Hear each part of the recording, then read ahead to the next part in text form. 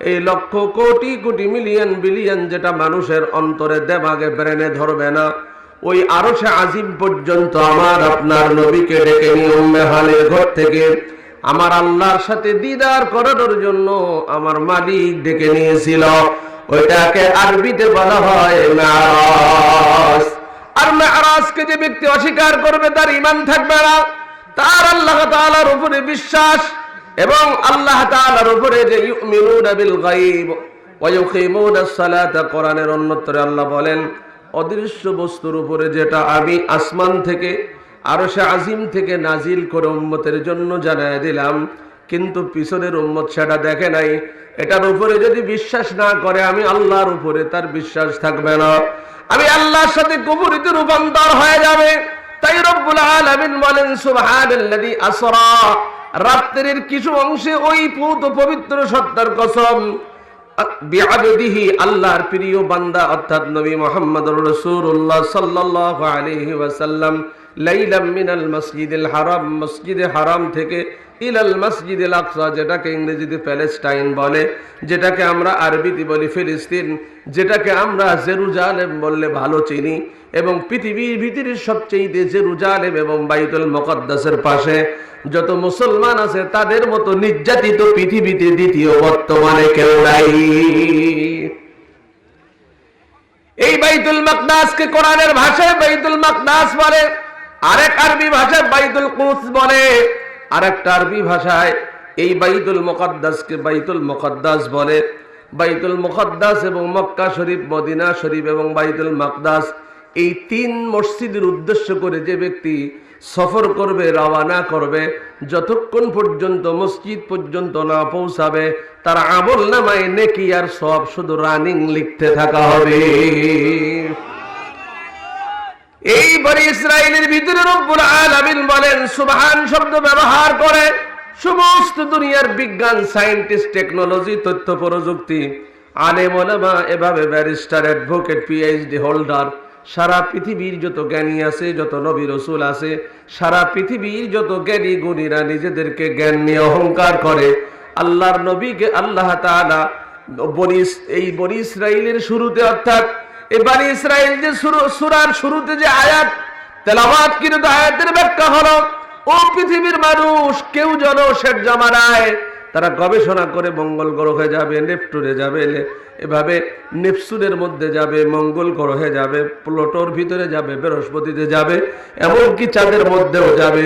কোন বিজ্ঞান যেন অহংকার করে না বলতে পারে এত উপরে আমার মতো আর কেউ উঠতে পারে নাই।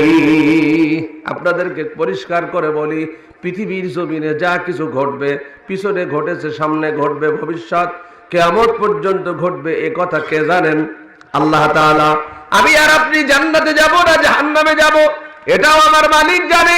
তাই আল্লাহ তাআলা জানেন শেষ জামানায় নাসার মাধ্যমে আমেরিকানরা বিভিন্ন রকেট এবং বিভিন্ন মেশিন আবিষ্কার করে, উড়োজাহাজ এবং রকেট জাতীয় এই জাতীয় যত বিমান অথবা যতবা রকেট এগুলো আবিষ্কার করে তারা বিভিন্ন গ্রহে উপর দিকে তারা যাওয়ার চেষ্টা করবে। কিন্তু কিয়ামত পর্যন্ত যদি গবেষণা করে আমার প্রথম আসমান পর্যন্ত কেউ আসতে পারবে না।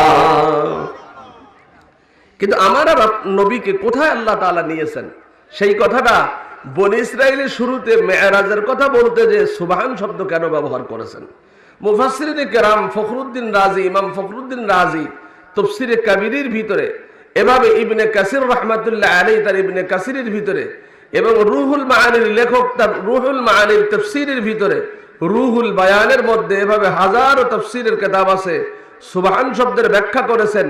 পৃথিবীর সমস্ত বিজ্ঞান যে অহংকার করেছে আর অহংকার করবে, তারা যেন একথা না বলতে পারে যে আমার মতো চাঁদের উপরে আর কেউ আসতে পারে নাই। তাই আমার বন্ধুকে মেরাজের রাত্রে চাঁদে না, প্রথম আসমানে না, সপ্তমুখ আসমান পাড়ি দিয়ে ৭০,০০০ নূরের পর্দা পাড়ি দিয়ে ফাকানা কাবা কাউসাইনি আও আদনা, আল্লাহ আর আমার বন্ধু একসাথে হাঁটুর সাথে হাঁটু মিলায়া শত শত বছর এক রাতকে রাবারের মতো লম্বা করে বন্ধুর সাথে উপরে নিচে ডাইনে বামে ইথর পাতার সর্ব বিষয়ে কথা বলেছি আমার বন্ধুর সাথে। আর ২৪,০০০ বার আমার বন্ধু জিবরিল মারফতে ওহী নিয়ে গেছে বন্ধুর কাছে, কিন্তু নামাজ নিয়ে যায় নাই। এই নামাজ উম্মতে মুহাম্মদের জন্য নবীর হাতে হাতে আল্লাহ দিয়েছে। এখনো সুবহানাল্লাহ সবাই বলে নাই। লোক সংখ্যা আপনি কম, রাত তোরও গ্রামের মধ্যে লোক থাকে না। আপনাদের এলাকায় শাকসবজিতে ফার্স্ট, মানিকগঞ্জ সিংগাইর এই লাইনের শাক সবজি, গাজর, ঢাকা, মানে এটা বাজার, এটা মানে জমজমাট রাখে আপনাদের এলাকার সবজি দিয়ে, ঠিক না? আমি ভুল বলেছি নাকি? এখন যারা কৃষি কাজ করে এরা সারাদিন কাজ করার পরে কোনো মতে এশারের নামাজটা যারা পড়ে আলহামদুলিল্লাহ, যারা পড়ে না শুধু বলে খোকার মা লেপ দাও, তসক দাও আর একটু খাওয়া দাও, আমি লেপটা টেনে দেবো ইনশাল্লাহ খাওয়ার পর। কিন্তু ভাগ্যচক্র আজকে মাহফিল হয়েছে, না গেলে কেমন হয় আমাদের এলাকার, তাই এই কিছু ধান আসছে আর সিটা ভুসিগুলো তারা বাড়িতে এখনো ল্যাপ কম্বল দিয়ে ঘুমায়, চার দোকানে সময় কাটায়, এখানে আসার সৌভাগ্য তাদের হয় নাই, ঠিক না? ঠিক মাহফিলে, মসজিদে, কোরআনের মজমায়, জিকিরের হালকায় সবাইকে আসতে পারে? পারে না। আমার আল্লাহ যাদেরকে পছন্দ করে এবং যারা আল্লাহকে পছন্দ করে তারা ছাড়া এই ময়দানে আর কেউ আসতে পারে না। আবু তালিবকে কালেমা বলার, কালেমার কথা বলা হয়েছিল, চাচা কালেমা পড়েন।